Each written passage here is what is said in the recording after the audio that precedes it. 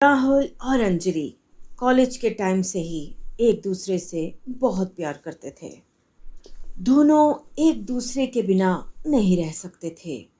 एक दिन जब दोनों पार्क में मिले, तभी दोनों ने शादी करने का फैसला किया और अपने अपने घर वालों को एक दूसरे के बारे में बताया। और उन दोनों के परिवार वालों ने उनकी मोहब्बत को समझा और फिर कुछ ही देर में दोनों की सगाई भी हो गई। और ठीक 2 महीने बाद इनकी शादी होने वाली थी।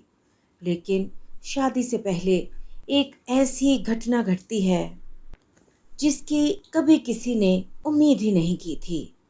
फिर एक दिन अंजलि राहुल को कॉल करती है और दोनों के दरमियान कुछ बातचीत शुरू होती है। हेलो राहुल। हाँ बोलो। बोलो अंजलि, क्या बात है? I miss you Rahul. I miss you too Anjali. मुझे बहुत तुमसे मिलने का दिल चाह रहा है राहुल। प्लीज़ मुझसे मिलने आ सकते हो? हाँ हाँ, क्यों नहीं, मैं आ सकता हूँ मिलने। प्लीज़, मैं हॉस्पिटल में हूँ, मुझसे मिलने आ जाओ। हॉस्पिटल में? हॉस्पिटल में क्यों हो तुम? तुम आओ तो सही।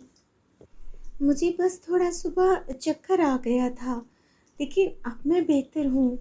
राहुल, तुम मुझसे मिलने आ रहे हो ना? हाँ हाँ अंजलि, मैं आ रहा हूँ। तुम बिल्कुल मत घबराओ, सब कुछ ठीक हो जाएगा। राहुल ये बात करके फ़ोन रख देता है और तुरंत हॉस्पिटल पहुंच जाता है अंजलि से मिलने के लिए। लेकिन जैसे ही वो हॉस्पिटल पहुंचता है तो अंजलि को बेहोश पड़े देखता है। ये देखकर उसका दिल बहुत घबरा जाता है। तभी राहुल की मुलाकात अंजलि के पापा से होती है और वो उनसे पूछता है। अंकल, ये अंजलि को क्या हुआ है? वो ऐसे हॉस्पिटल में बेहोश क्यों पड़ी है? बेटा, उसे बहुत बड़ी बीमारी हो गई है। उससे ब्लड कैंसर है और वो आखिरी स्टेज पर है बेटा। डॉक्टरों ने कोई उम्मीद नहीं दी। वो कह रहे हैं उसके पास वक्त बहुत ही कम है। बेटा तुम उसको कुछ मत बताना, उसे कुछ पता नहीं है। ये बातें सुनकर राहुल बहुत घबरा जाता है और बहुत रोता है।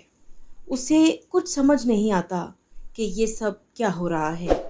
इसी दौरान अंजलि को होश आ जाता है और वो उससे मिलने के लिए अंदर जाने लगता है। तभी रास्ते में रुककर वो अपने आंसू साफ करता है ताकि अंजलि उसे इस हालत में ना देखे। फिर अंदर जाकर वो अंजलि से बातचीत करता है। अंजलि, तुम्हें क्या हुआ है? कुछ नहीं, अब तुम आ गए हो ना, अब सब ठीक हो जाएगा। हमारी शादी में कुछ ही दिन रह गए हैं और तुम बीमार होकर बैठ गई हो। तुम ठीक से खाती नहीं हो। ठीक से खाया करो, खुश रहा करो।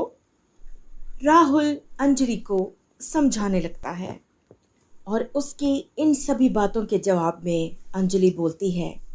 ठीक है राहुल, अब मैं अच्छे से खाया करूँगी और बहुत ज़्यादा खुश रहूँगी।